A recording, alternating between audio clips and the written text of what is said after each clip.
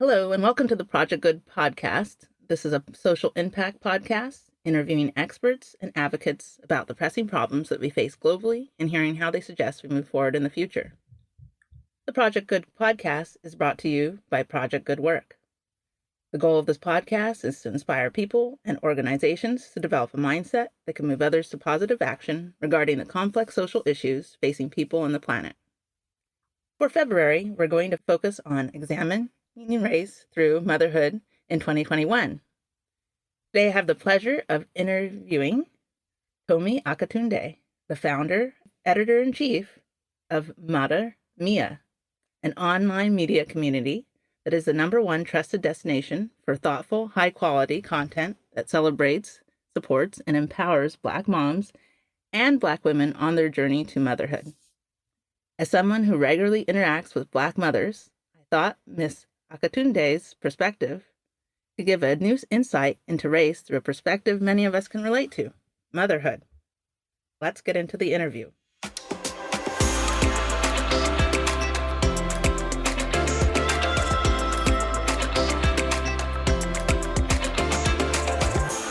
Well, first, let me introduce our guest, Tomi Akatunde, who is an award-winning journalist, content creator, and founder of the online media community, Mother Mia, which helps Black moms thrive as they navigate motherhood, life, and careers.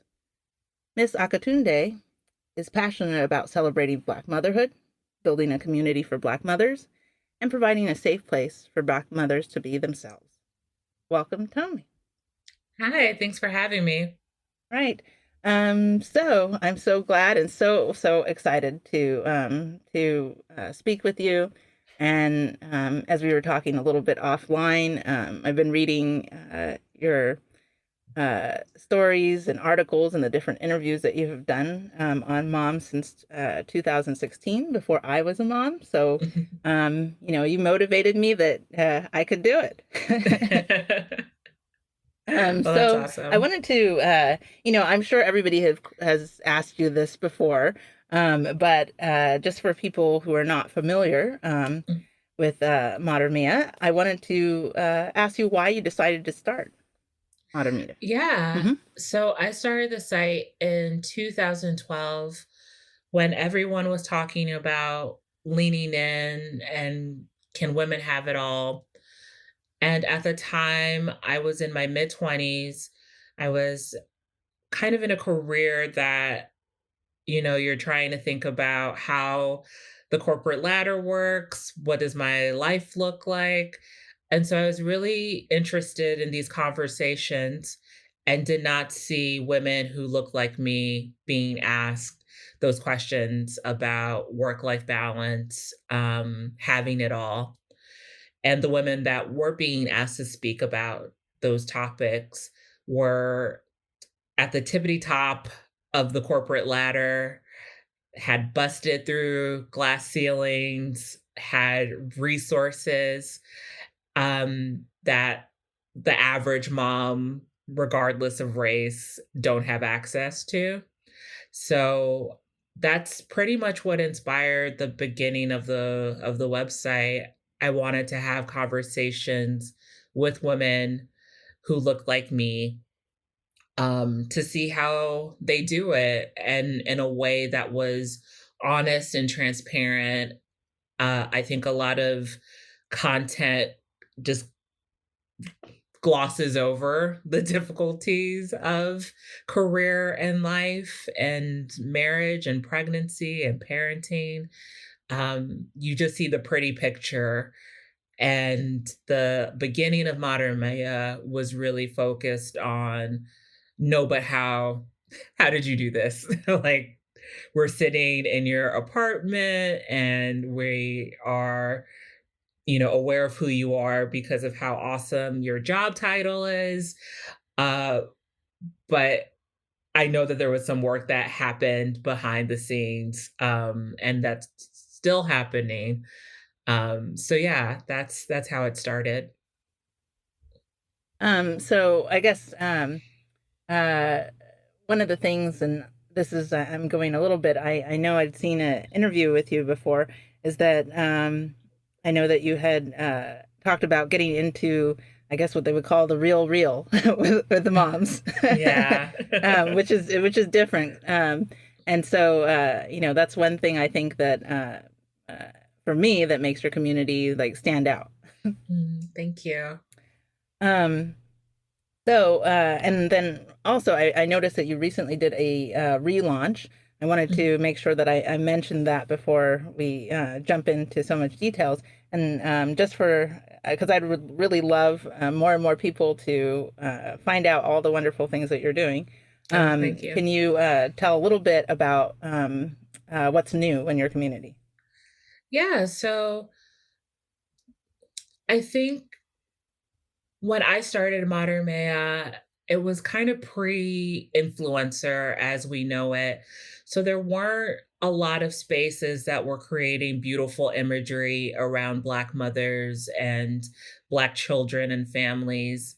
So that was the unique value proposition of Modern Maya at the time. It was, I won't say the only because I don't want to down other people's work that I'm not aware of the at that time, but it was one of the few places you could go to see beautiful editorial quality photography, and not to brag because I was doing all the writing at the time, but some pretty amazing journalism and profile writing focused on Black women and their families.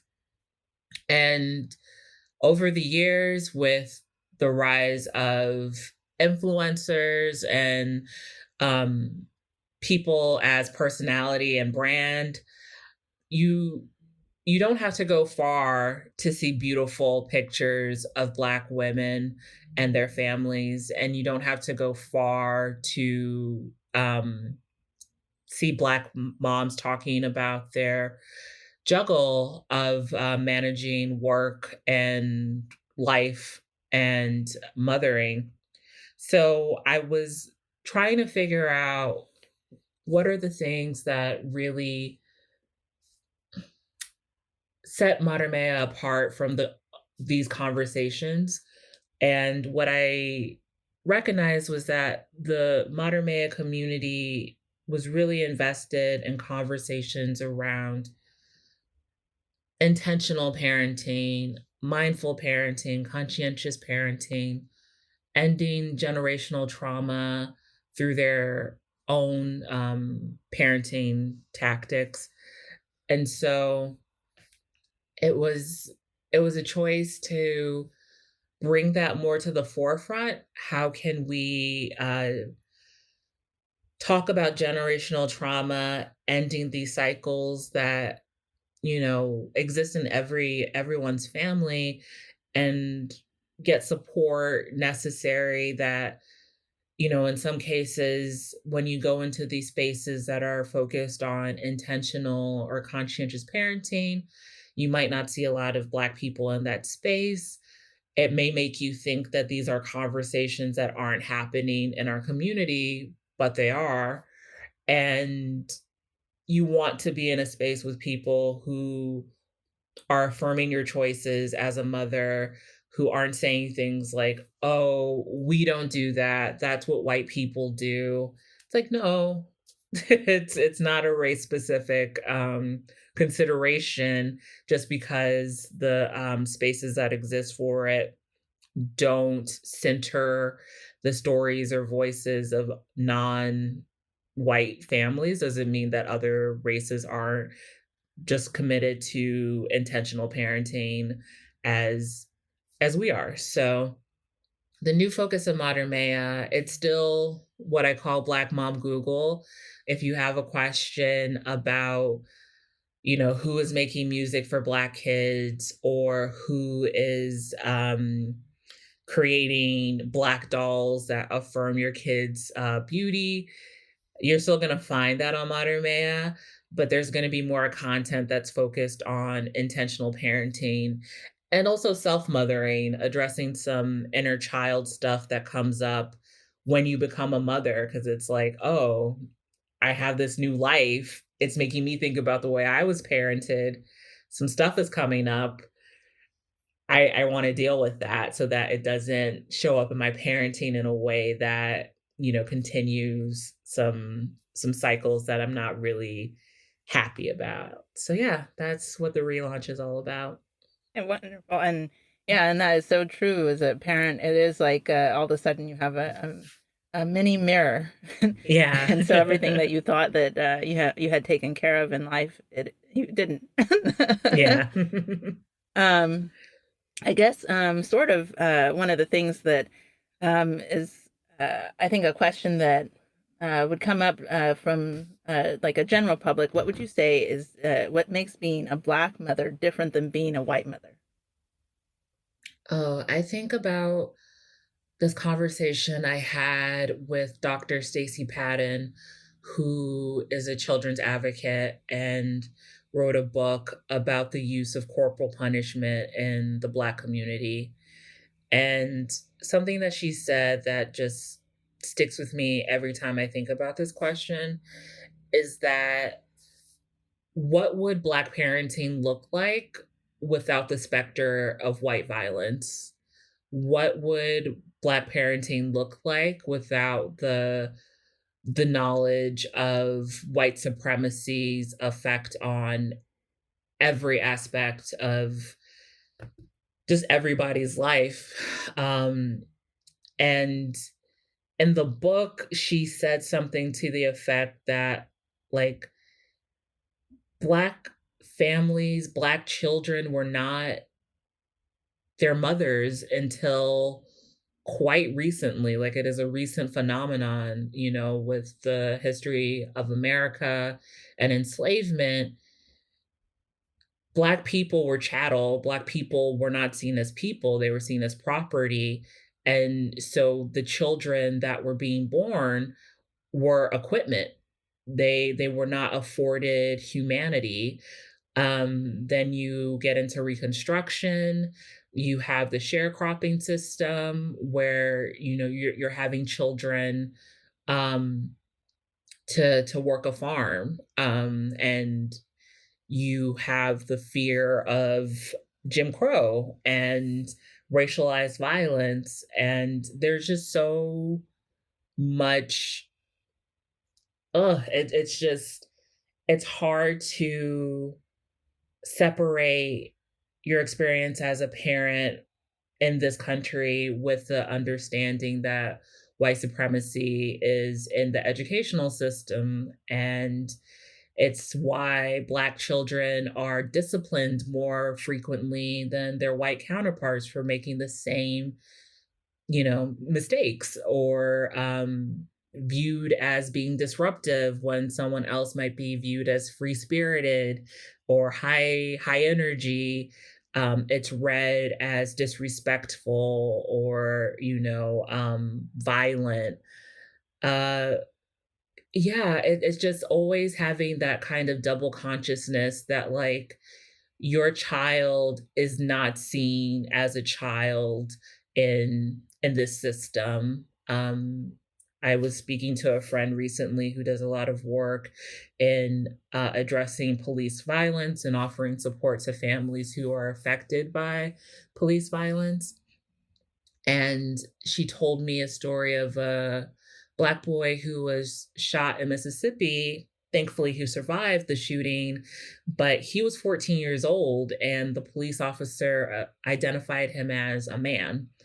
And it's it's the same thing that happened with Tamir Rice, 12 years old, playing with a toy gun in a park. I do not believe that a white boy would be killed for playing with a toy gun in a park.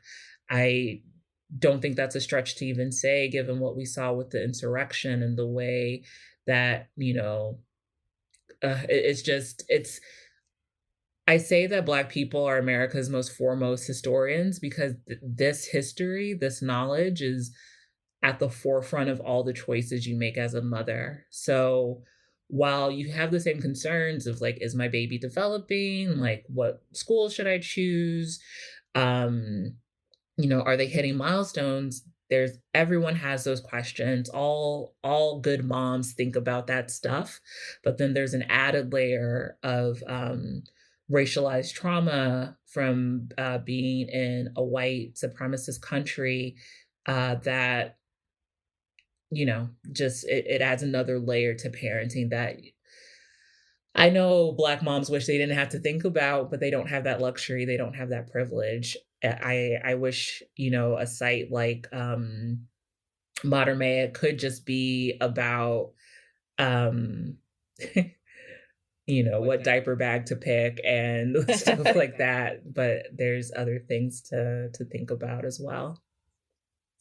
Yeah, that's true. I guess one of the things that um, well, I guess now I guess that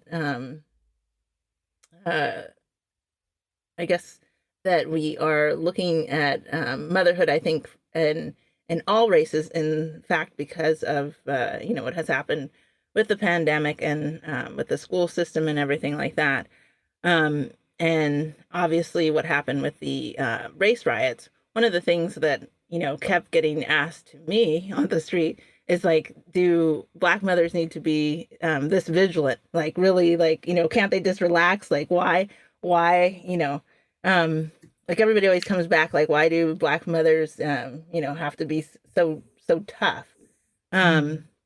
do you think that Black mothers are being too rigid, or do you think that this kind of vigilance is needed? Do you think it's going to, I guess what I'm trying to get at, do you think it's going to backfire in a way? Um, I think that vigilance is a learned response.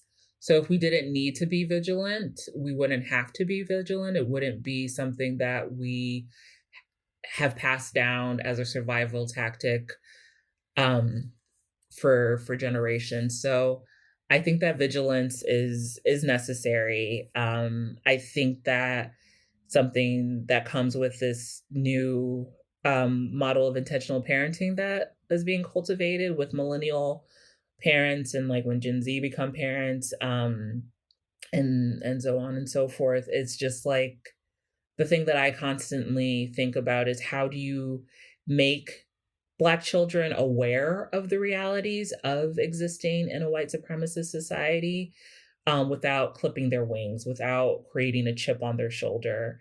And those are, I feel like, two different conversations. I know you're gonna ask about that later, but I do think the vigilance is necessary. I think the people that ask those questions, it's like a willfully ignorant thing to ask, because we're vigilant about putting plastic plugs up so that our kids don't stick forks um, into sockets, and we have baby gates up, and we know bad things can happen. And so we actively have an entire cottage industry to protect babies from harming themselves.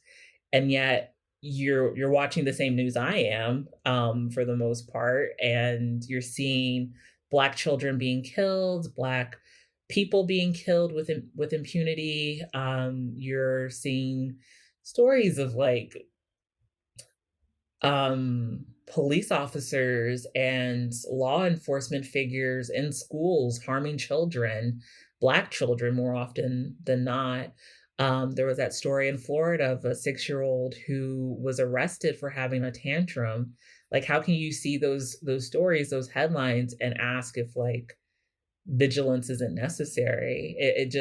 I find it to be people holding on to this idea of a post-racial society and feeling like, oh, we should be past that by now. And it's like if we were past it, it wouldn't still be on our television screens and on our phones. And yeah. I guess going on that, as the big thing is, you saw in the media and everybody saw in the media, as everybody wants to think that I guess you would say they want to think that they don't have any racial problems. Right. um, and then the people who supposedly do, everybody says go get educated. That's what at least what I saw on my social media. But Mhm. I don't know. this is just a kind of a personal opinion, but are books really the answer? Do people really need to go online? Do they need to read more?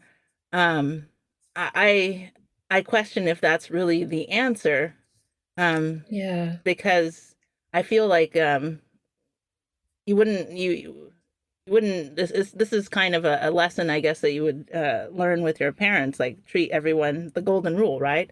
Mhm. And so is it do you think that we have to educate people still? And just to make sure that I understand the "we," when you say "we," do you mean Black people?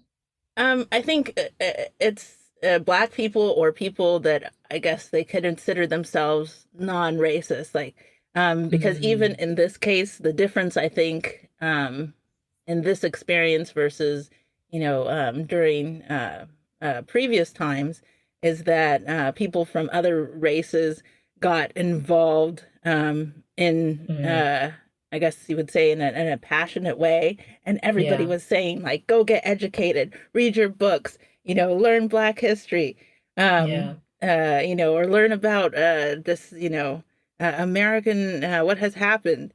mhm, But this is just something that yeah. has always come up to me is that, why don't we just stick with the golden rule? Do we really think that books are going to, um, you know, make that change?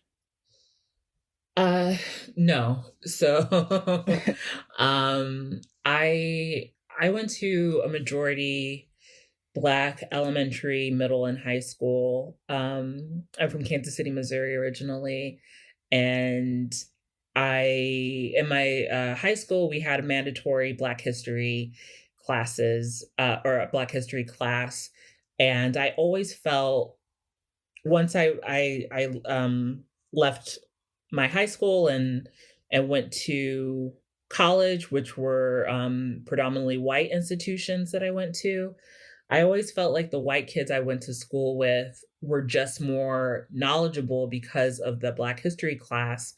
But the older that I got, the more I realized that it had everything to do with the fact that they were socialized around Black people and that they had Black people as friends and that a Black person wasn't um, a stereotype for them or a theoretical idea. A Black person wasn't just like, oh, I've seen that on TV or oh, I've seen that on TikTok. Like they knew Black people. And so I think this rush to like buy books is like uh super capitalist, like, oh, let me just buy a problem, or buy a solution. These books rocketed to the top of New York Times bestseller list, but like we're still having the same conversations that we did pre George Floyd. Um,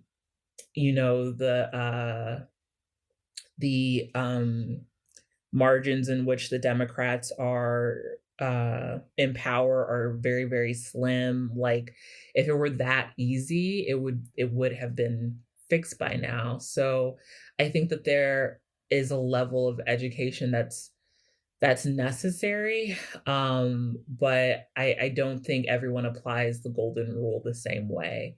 If it is treat others as you would like to be treated, but you still have this like very American idea of, um, pull yourself up by the bootstraps and we all have the same choices and opportunities. And like, that's where the education comes in. That's where it's necessary to understand redlining and housing covenants and loan rates and all those things that would be helpful to understand. But I mean, I think that even in the educational system, I was just talking about this with someone, how I used to work in textbook publishing, and Texas is the biggest buyer of, or at least at the time when I was in textbook publishing, Texas was the biggest purchaser of textbooks. And so a lot of people wrote books to fit their standards, and their standards were I have the mouth of a sailor, and I didn't ask if it was okay to swear, but like Mhm. their standards are really problematic, to put it lightly. And so there's just so many ways that like the lie and the fragility of whiteness is prioritized over actually dealing with racism. And a big part of that is just the socialization element. Like, I have been in so many weddings where I was the only Black bridesmaid, or, I've been to um, so many like parties and events where I'm the only Black person. Um, and there's just like a level of um, discomfort that people have with, you know, actually diversifying their life, and reckoning with what it means that they live in a predominantly white neighborhood and send their kids to predominantly white schools, and kind of balk at the idea of putting their kids in a public school system that would have them in the minority.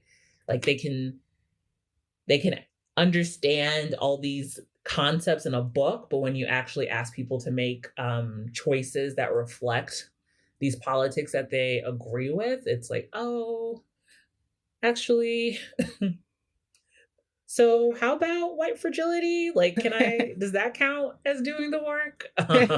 So I yeah. read the book, yes. Yeah. Mhm. Exactly. Yeah. Um, I guess one of the things, the biggest impact, I think, all of this upheaval of 2020 um, caused, and it's I guess, eye-opening and ironic that it was the year 2020. We really got to see who we were in so many ways. And obviously, as you were mentioning before, the thing about, once you become a parent, and now you have this child, you are, doing a reflection. It's a mirror, right? So Mhm. then now we have, shown our cards out there of like, what conflicts are happening here in the U.S. and I would say around the world. Mhm. So what kind of tools or how should parents talk to their kids about race and like what should they do? Man, oh man, oh man, oh man. I know that's a tough question.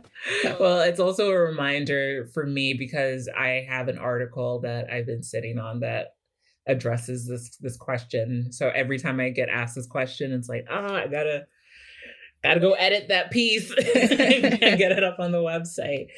Um, so I interviewed three sociologists about this question, um, based on a study that one of the professors did that found Black teenagers experience five different instances of racist harassment uh, in their day to day.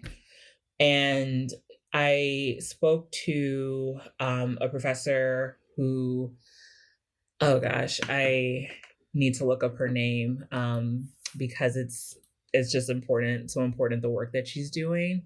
Um, Her name's Rihanna Elise Anderson, and she has a program called Embrace that teaches parents how to have Black parents, how to have conversations with their kids about race.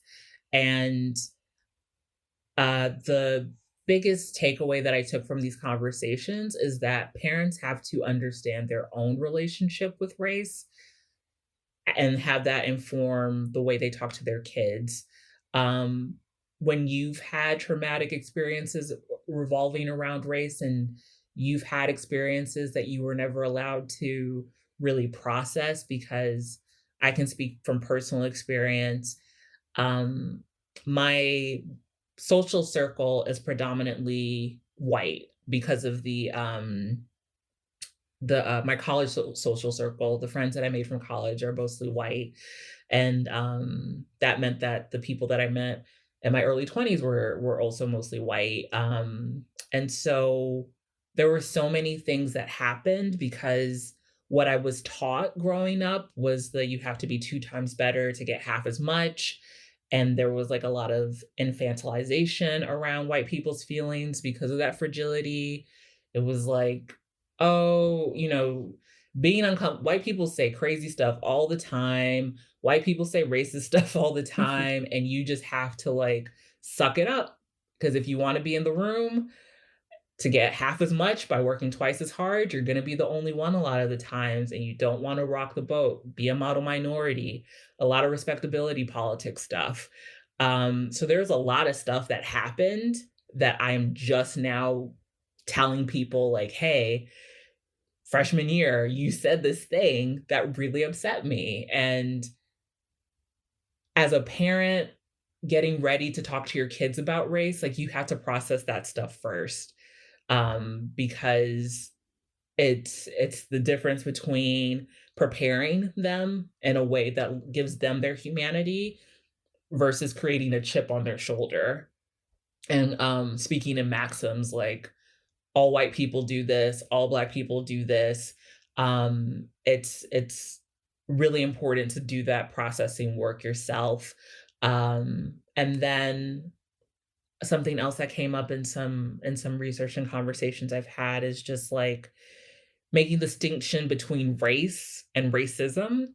There's a tendency to conflate the 2, like, we can talk about being Black, and that does not mean that we need to have a Negro spiritual playing in the background and, like, this really negative, kind of you know what I'm trying to say, like Yes, yes. this Black History Month version of Blackness where it was like, enslavement and Jim Crow and everything's terrible and we're being killed. And you can talk about race in a way that's celebratory, in a way that, oh, look how like fly we are. Look how we are culture shapers and this is happening and that is happening and look at our magic. Look what we do, to counteract the experience of racism that is very negative, that is very ugly, that makes you feel yucky on the inside.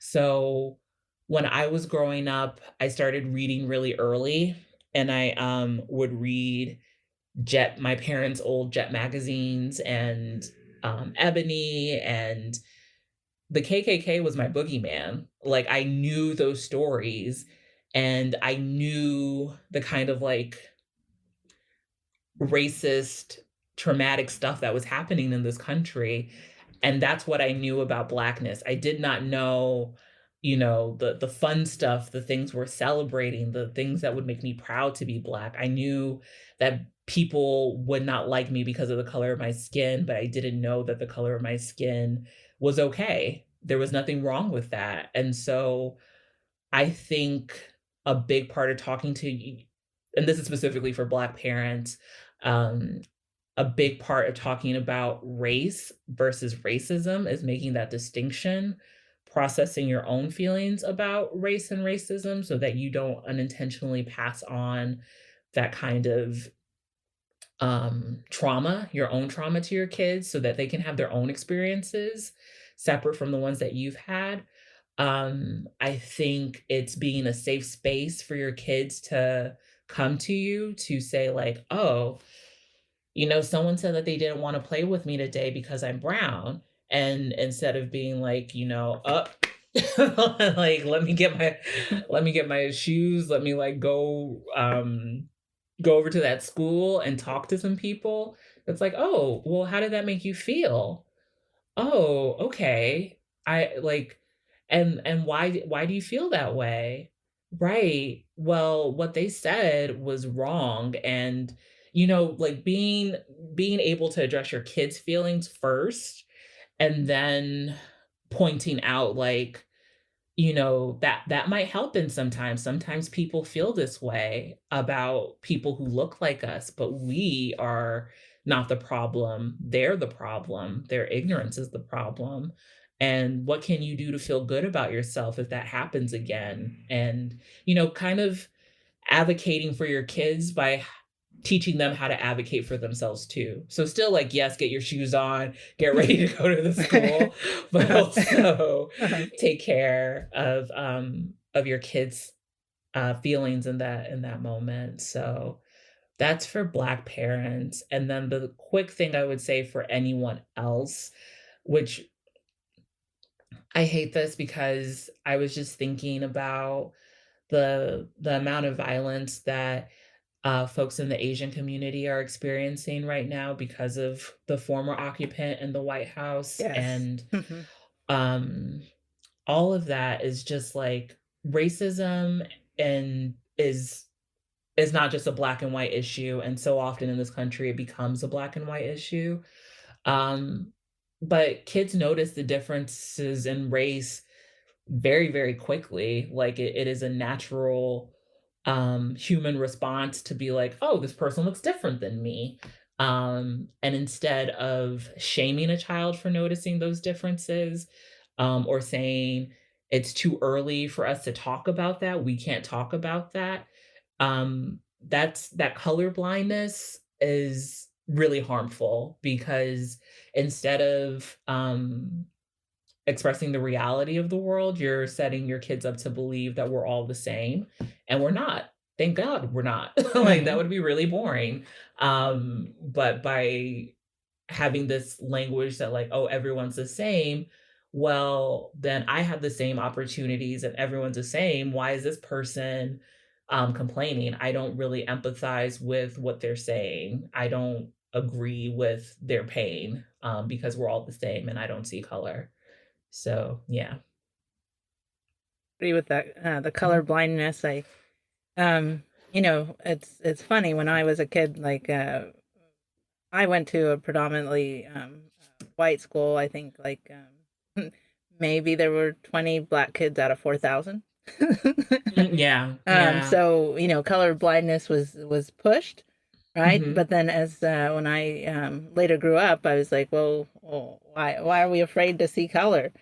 Yeah, yeah. Yeah, I guess this leads then to the question of um, because of if we are going to start seeing people for who they are, Mhm. how can Black mothers advocate for inclusivity in motherhood? Because when I was a mom, just starting out or just pregnant, Mhm. everything seemed so white. Yeah, yeah. I I feel I had a hard time thinking about an answer for this question just because it's like, yes, inclusivity matters. Um, when I think about these spaces, I think about who is in the masthead, who is on the payroll. There's no diversity in the people who exist on in their companies, and then even more than that, when they think of, and again, I'm focusing on Black motherhood because that's just like my area of genius and Hmm. my wheelhouse. And I'm a Black woman. I can't speak to other races' experiences of motherhood, but you should see my inbox right now. Like February, all these people are coming in my inbox like, "Hey, it's Black History Month. Can you talk about how awful it is to be a Black mom? Can you talk about like slavery and, how hard it is?" And, there's this narrative around what Black motherhood is, or oh, someone got shot. Let's go over to Mater Mea. Let's see what they have to say about it. It's just like this very limiting idea of what Black moms think about because, as I mentioned earlier, we do have this double consciousness, but we're just as like interested in conversations around like cute kids clothes and my kid said this thing and it makes me feel this way. Like we're not constantly you know grieving, and yeah, I just feel like I don't know if it's our job to advocate for inclusivity. I think that's what I'm trying to get at, like, that should be something that these, spaces want to do. There are so many people out there, who could write about the experience of their motherhood journeys, their experiences as mothers that would resonate with anybody. Modern Maya is explicitly stated to be a space for Black moms by Black moms, but I have so many people of different races who identify with the storytelling and the richness of the community's experience and the sharing that happens in the community, the vulnerability, the honesty. I think, that kind of, storytelling appeals to people regardless of race, and I wish that, like, people in these spaces didn't think of motherhood as being synonymous with white women. Even speaking, I just realized I'm, like, super heteronormative with the conversations I have around motherhood on Mater Mea. I'm someone who is dealing with infertility, and that's not something that I talk about a lot on the site, and that's something that I should change. There are gender nonconforming parents who are, trying to figure out how to have their own families and, how yeah, just how to parent, and those are all conversations that these places that have way more resources than I do should be interested in. And what's happened is that because they aren't, until there's a reason to put up a black square, or something is in the news stream that makes them feel um like it's the right thing to be woke, that's when they care. But because they didn't care before, places like Mater Mea exist, places like Latino parent or Latinx parenting, sorry, exist. Parenting is political. There are spaces that exist now because those spaces have refused to see the full spectrum reality of motherhood and parenting. And so I guess even from, I want to kind of talk about expectations of Black motherhood from even from the Black community's perspective. Mhm. What would you say that um, I'm going to just go for Black women Mhm. at this moment of what Yeah. they expect around motherhood? So I think, and just to make sure that I'm sure I understand the question. The question is, like, what do Black moms expect about Black motherhood? Correct. Okay. Um, so when I first started in Mater Mea, when you Googled Black moms are, Google would auto populate Black moms are single. Black mom, and there's nothing wrong with being a single mother, but it was associated with the stigma of being a Black single mom, which was synonymous with welfare queen, drain on society, you know, super predator kids, like all those negative images were associated with Black motherhood. Black moms are abusive, Black moms are the worst. So now when you Google Black moms, Black mothers, the conversation is around the Black maternal mortality crisis and the fact that Black women are 3 to 4 times more likely to die in childbirth compared to their white counterparts. And so there is a lot of negativity around the expectation of Black motherhood. If you become pregnant and you go and look for support for Black moms and you don't find Mater Mea immediately, a lot of the stuff that you see is this disempowering storytelling around the Black mom experience. And a lot of women that I follow and interact with, they don't want that to be their story. They don't want that to be the stuff that they see, so they actively do not engage with that form of storytelling. they want to see happy Black families. They want to see, you know, hashtag Black love, cute kids, like silly kids, bust it challenge, TikTok, dancing, like having fun, reading, Yes. laughter. They want like because that's what it is. Like that is, we exist on a spectrum, and I think more often than not, the stuff that happens most of the time is the like cuddles and kisses and laughter and fun and silliness. All the like fun, warm and fuzzy stuff is what Black moms expect of becoming a mother. It's just when they're confronted with the realities that sometimes happen in a system that does not see them as mothers, do not see their children as children, that's when, the switch flips, and now you want to have conversations around maternal mortality and infant mortality and medical bias and racism. That's when you want to have that kind of those kind of conversations and get support around that.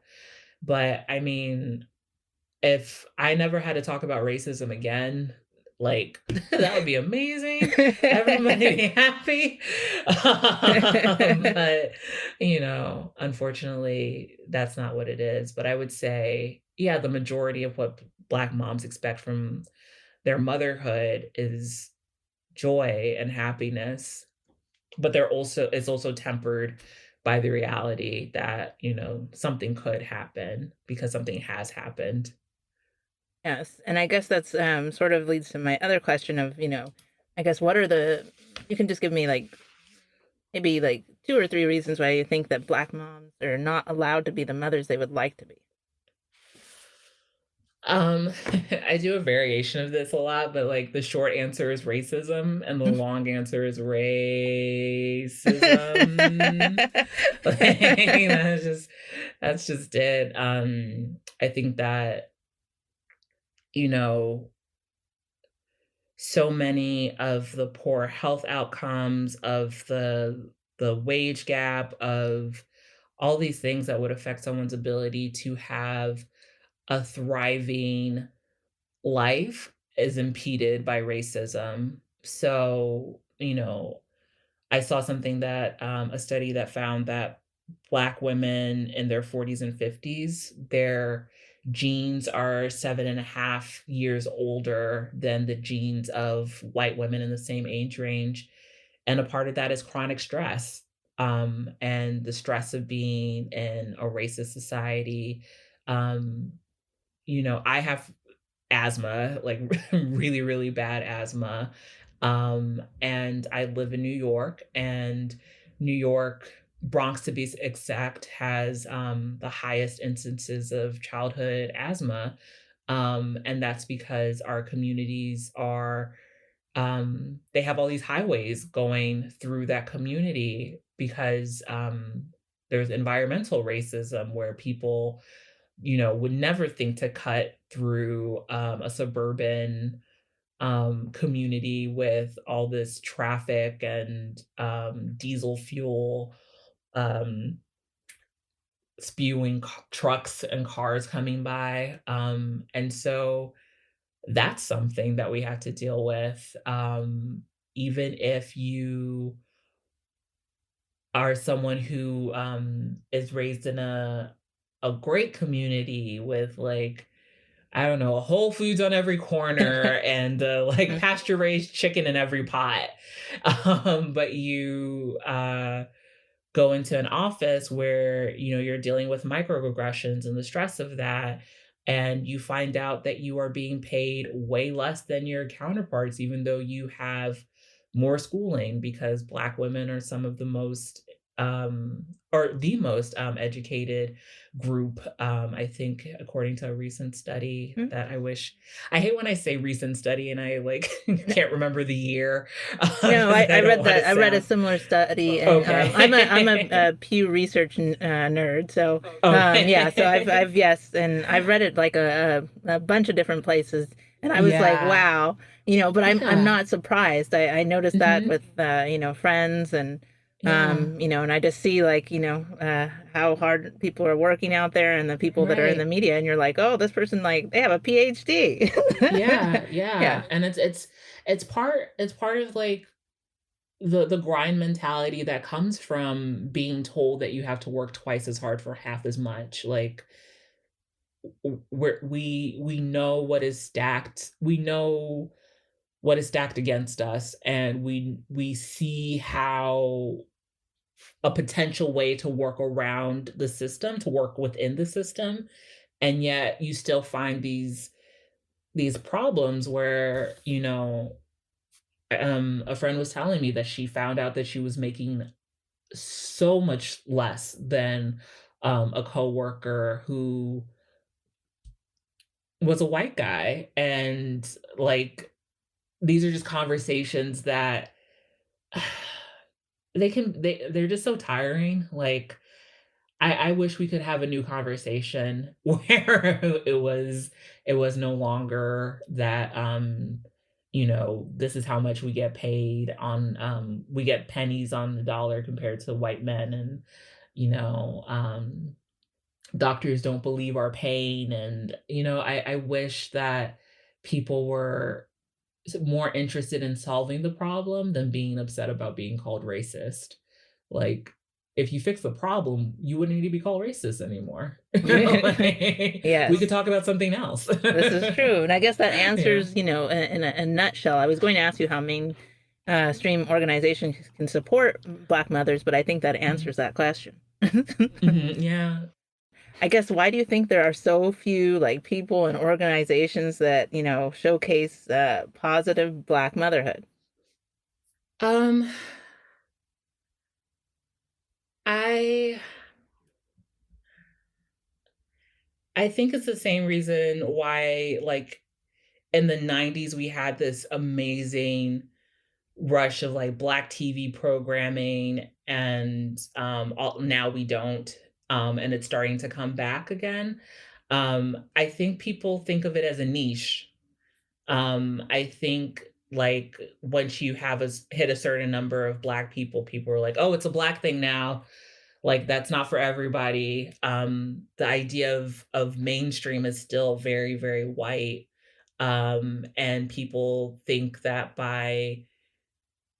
in order to reach the most people, the people that need to be centered and focused on are white.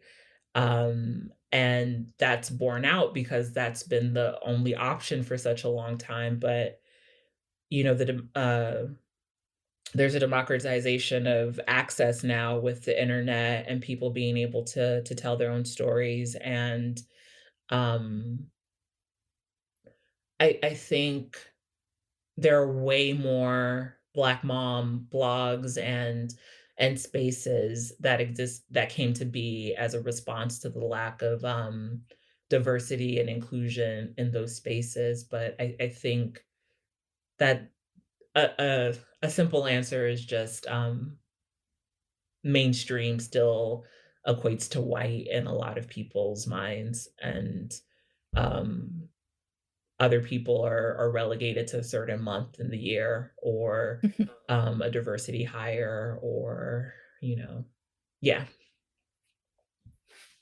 Well, since we've went into, I want to kind of change it and look at maybe some of the positives that have come out of Okay. for this. I guess one thing is, as we've been talking, is Black mothers, what I would call they experience stolen motherhood. And Uh, what do you mean by that? what I mean by stolen motherhood is that they don't get to, obviously everybody's going through the same pain of childbirth, but getting to be celebrated, like, when you go to the grocery store, everybody's like, oh, how cute. Getting to everybody like talking to kind of like, I don't know, that you're special Mm, mm, because mhm, you just gave birth to life. mhm. So I don't think Black mothers get to experience that um, very much. Maybe between Yeah. their own families, but not out Mhm, in society as general as I see for you know um, other races sometimes. Yeah. Yeah. So how would you say, how did the pandemic give back to Black mothers? Oh man.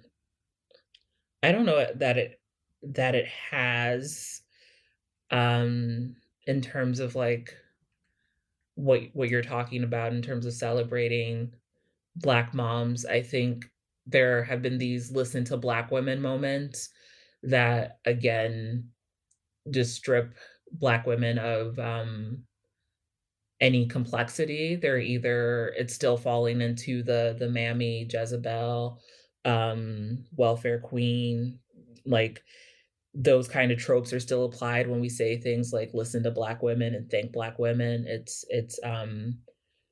when the mainstream media does it, it Mhm. becomes like a very um there's no nuance Mhm. to why Black women, have to step up the way that they do and save the day, and they're not superheroes, they're not here to save your day and to, um, you know, save democracy only for you to, like, not care the next day and, Mhm. save democracy for you to, like, just wag a finger at insurgents who try to, take over the Capitol and like slap them with charges of trespassing for, you know, destroying, trying to destroy democracy. So I don't know that the pandemic has given Black mothers anything. I think it's continued to take,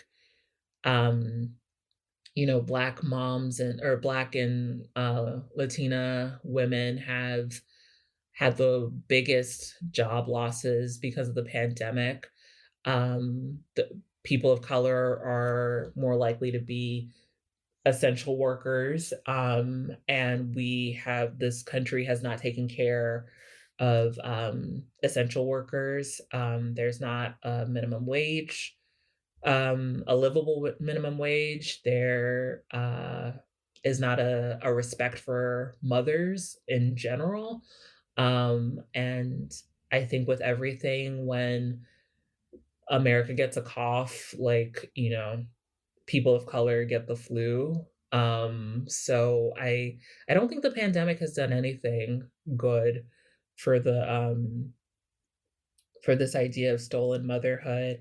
I think what I'm excited about is this bigger conversation around mental health, and the need to have a therapist, to have support, to say you're not okay, um, to admit to yourself that you're not okay and that it's okay to get support. That mental health is the same thing as physical health. If you're not, you know, this expectation that the strong Black woman narrative has to apply across the board. We're not allowed to feel feelings and feel hurt or anxious or depressed. I think the biggest gift, if you can call it that, from the pandemic is an acknowledgement that mental health is real and you know um it's it's it's okay to not be okay. I see more people admitting that, and that's great. Yeah, that's definitely something I think that it gave back.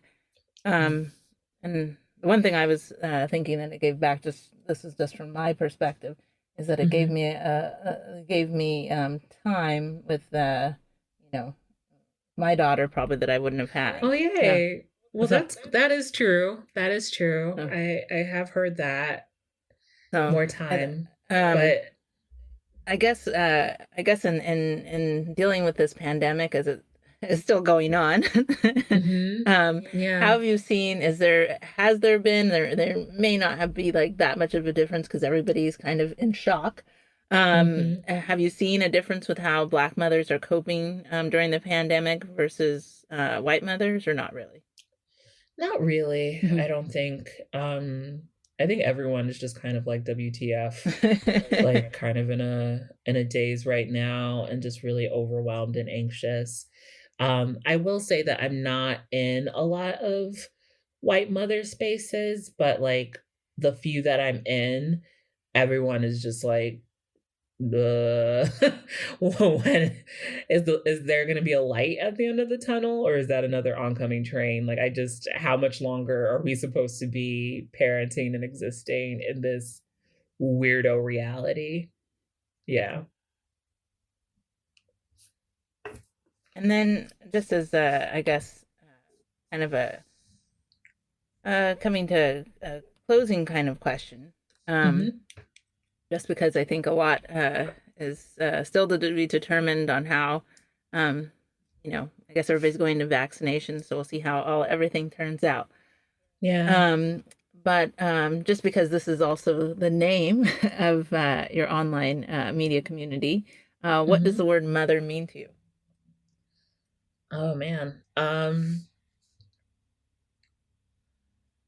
I used to think of it as very, like, Webster Dictionary, like, "A mother is a person who has given birth to a child." Um, and in the course of going through my own trying to conceive journey and self-mothering journey, I think being a mother is just being someone who is invested in the growth of other people, um, whether that be people that you know, bear yourself, whether you adopt a child, if you're a non-bio mom, non-gestational carrier, like it is just being someone incredibly invested in someone else's growth and well-being. A nice answer. I like that, Mhm. especially because for the parents who are become adopted parents Mhm. um, or you know, they have children in other ways. Yeah. Yeah. So I guess what would you say? This is the last and final question. I guess what would you hope? I guess um, that Black mothers can gain in 2021? What kind of insight into Black motherhood through your community? Oh, I'm really excited about Modern Maya continuing to be a safe space for Black moms to be themselves, but also to be more than somebody's mama. Um, I my parents are Nigerian, and often you refer to people by parents by their kid's name, their firstborn's name. So it'll be Mama Tomi, Baba Tomi, and my mom has always been very um don't call me that. My name's Amelia. Like, I'm not Mama Tomi. I exist. I am Amelia, and I'm more than a mama. And I think that so many of the milestones that women are socialized to reach um, strips them of their identity. So, like, or makes their identity wrapped up in belonging to somebody else. So again, very heteronormative thing, but like you're someone's wife and then you're someone's mom and then you don't exist anymore. Like that's not real. And so what I'm really excited about is I'm working on launching a more intimate version of the Modern Maya community. That's a membership subscription model where you are in community with other like-minded women who want friendship, want support, want to go along on this journey with other women who get them and they don't have to explain, you know, actually, all lives can't matter if Black lives don't matter. Mhm. Or, my kid is are your kids, like, purposefully peeing even though they know how to use the bathroom because they're super stressed out about the pandemic as well, or is that just me? Like, Mhm. can we talk about that? Or, you know I just saw this meme. It's hilarious. Like, Hmm. I'm really excited about community. I think I was very quick with my answer about like the pandemic hasn't given anybody anything good. Hmm. But that's now that you said that what you said about you having more time with your daughter, I think the other thing the pandemic has given is just the reminder that we need people. We can't do this by ourselves. This kind of push for a really individualized family nuclear unit hasn't done anybody any favors. You really need other people for emotional support. And I have seen, as we switch to virtual, just this rise of conversations and sister rooms and communities that have risen up to just let you not be okay with other people who aren't okay or who are like, it's Friday, but it feels like Monday. Hmm. Like, am I the only one who feels that way? Like, so I think what I hope for Black moms in 2021 is just a deepening of community and being okay with not being okay and getting support until you are okay again. Fantastic. Well, I would like to thank you for your time and your insight. It's been wonderful um, listening and learning about motherhood through the perspective of someone that gets to work with lots and lots of Black mothers. Mhm. And I guess if you would like to learn more about Tomi and become a member of her online community, you can go to Matermia at .com. Is that the best way, I would say, right? Yeah, yeah. Matermea, Matermea.com. And then we're also on Instagram. Same handle, Matermea. Hey, fantastic. Okay, thank you so much. Thank you. If you have a passion for an unserved community, a social justice problem, or simply want to change minds, contact Project Good Work at projectgood.work to start your project of change today. To our listeners, thanks for tuning in to Project Good, where we are focused on what matters.